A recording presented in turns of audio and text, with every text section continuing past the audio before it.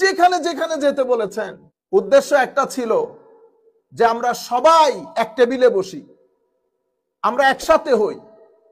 আমরা একসাথে হলে সত্যিকার দ্বীন ইসলামের যে বাণী সেটা তরুণ প্রজন্মের কাছে পৌঁছানো আমাদের জন্য অনেকাংশে সহজ হয়ে যাবে। এই আশা ভরসা নিয়ে গত 2 বছর দিন রাত হিসাব করলে প্রত্যেক দিন আমরা 2.5 থেকে 300 মাইল সফর করেছি, every day without any break.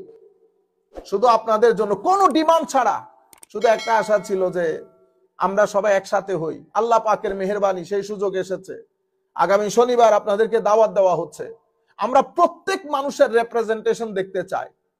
8 থেকে 10 লাখ মানুষ আপনারা একসাথে হবেন, ফিলিস্তিনের পক্ষে কথা বলবেন। আরো যেখানে যেখানে মুসলমানদের উপর নির্যাতন চলছে, চাই সেটা ইন্ডিয়াতে হোক, চাই সেটা বার্মাতে হোক, প্রত্যেক নির্যাতিত মুসলমানের পক্ষ থেকে আমরা শনিবারে আওয়াজ তুলব ইনশাআল্লাহ। এবং আমি সমস্ত পীর ঘরানা, আমি যাদের নাম নিচ্ছি আপনারা চিনেন, আমিও সবাইকে চিনি। সোনাকান্দা দরবার শরীফে আমরা পরপর 2 থেকে 3 বছর গেছি, শুধু একটা টেলিফোন।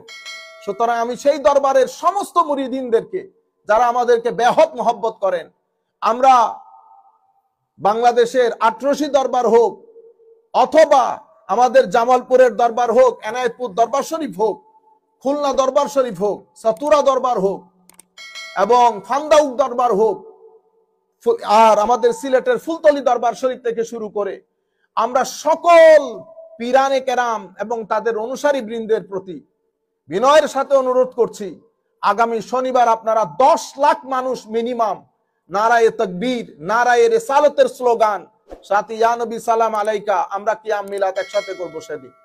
শুধুমাত্র ফিলিস্তিনের জন্য না, যেখানে যেখানে মুসলমান নির্যাতিত হচ্ছে আমরা বিশ্বকে জানান দেব যে আমরা ঐক্যবদ্ধ।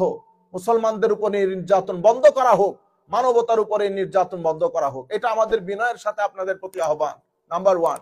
নাম্বার 2 হচ্ছে সরকারের সর্বস্তরে আমরা অনুরোধ করছি, আমরা ফেসিস্টের বিরুদ্ধে বা সমস্ত প্রকার অন্যায় অসত্যের বিরুদ্ধে আমরা সেদিনও ছিলাম, আজকেও আছি, মৃত্যুর আগ পর্যন্ত থাকবো।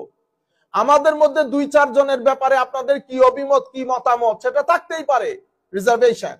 কিন্তু আমরা আপনাদেরকে ক্লিয়ার কাট বলছি, আমাদের পেছনে লাখো তরুণের এই উচ্ছ্বাসকে, তরুণের এই মহব্বতকে আশা করি আপনারা শ্রদ্ধা করবেন, সম্মান জানাবেন।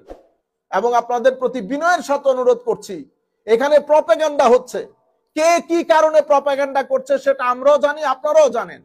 সুতরাং আমরা আশা করব লাখো তরুণ, আমরা আহলুস সুন্নাহ ওয়াল জামাত, সুফিয়ায়ে কেরামের জামাত। আমাদের সমস্যা হচ্ছে আমরা অতীব ভদ্র। আগেও বলেছি, আমরা 10 লাখ মানুষ একসাথে হব, গ্যারান্টির সাথে বলছি গাছ থেকে একটা পাতাও পড়বে না। আপনারা বিশৃঙ্খলার চিন্তা করছেন, আমি আপনাদেরকে বলছি গাছ থেকে একটা পাতাও পড়বে না, যেভাবে আগেও পড়ে নাই, এখনো পড়বে না, ভবিষ্যতেও পড়বে না। এটা আমাদের সবচেয়ে বড় দুর্বলতার জায়গা। আমরা গাড়ি ভাঙতে পারি না। গাড়ি ভাঙতে পারলে, হাতে লাঠি টাঠি নিতে পারলে হয়তো আপনারা শ্রদ্ধা করতেন, কিন্তু আনফরচুনেটলি ওই কাজটা আমাদের পক্ষে সম্ভব না। আবারও আপনাদেরকে বলছি, আপনারা ডান বাম না দেখে কোনো ধরনের প্রপাগান্ডার শিকার না হয়ে, পুরো বাংলাদেশ ব্যাপী একটা ঈদের আমেজ বিরাজ করছে, আমাদেরকে আসতে দিবেন। এবং ইনশাআল্লাহ আমরা কথা দিচ্ছি, শৃঙ্খলার সাথে আমাদের ছেলেরা আসবে, শৃঙ্খলার সাথে ফেরত যাবে। ধন্যবাদ সবাইকে।